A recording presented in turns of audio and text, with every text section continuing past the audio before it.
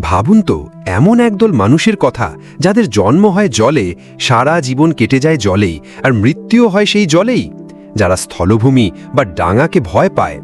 এটা কোনো কল্পবিজ্ঞান নয়, কোনো সিনেমার গল্পও নয়, এটা এক জলজ্জান্ত সত্যি। এই পৃথিবীতেই বাস করে এমন এক উপজাতি যাদের কাছে সমুদ্রই তাদের দেশ, সমুদ্রই তাদের জীবন। কারা এরা? এদের পরিচয় বাজাও উপজাতি। সাধারণ মানুষ এদের চেনে সমুদ্র জিপসি বা সমুদ্র যাযাবর নামে। ইন্দোনেশিয়া, মালয়েশিয়া এবং ফিলিপাইনের বিস্তীর্ণ সমুদ্রই এদের ঘরবাড়ি। এদের জীবনযাত্রা এতটাই আলাদা যে আমাদের প্রচলিত ধারণা ভেঙে চুরমার করে দেবে।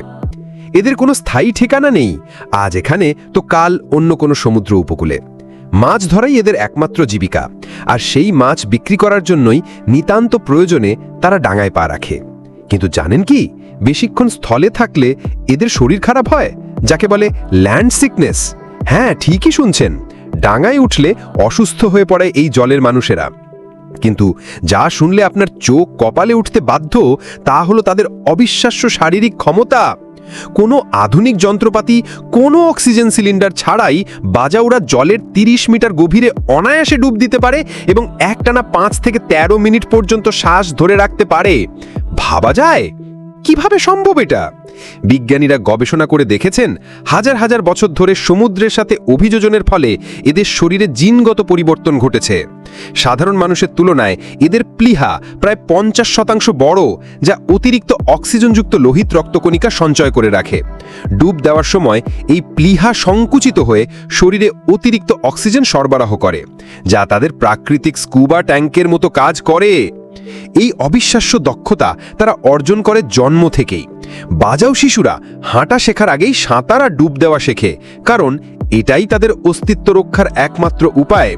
কিন্তু এই বিস্ময়কর জীবনের আড়ালে লুকিয়ে আছে এক কঠিন এবং মর্মান্তিক বাস্তবতা। শিক্ষার আলো এদের কাছে পৌঁছায়নি। বেশিরভাগ বাজাও নিরক্ষর, এমনকি তারা নিজেদের বয়স কত সেটাও জানে না। আর সবচেয়ে দুঃখের বিষয় কি জানেন?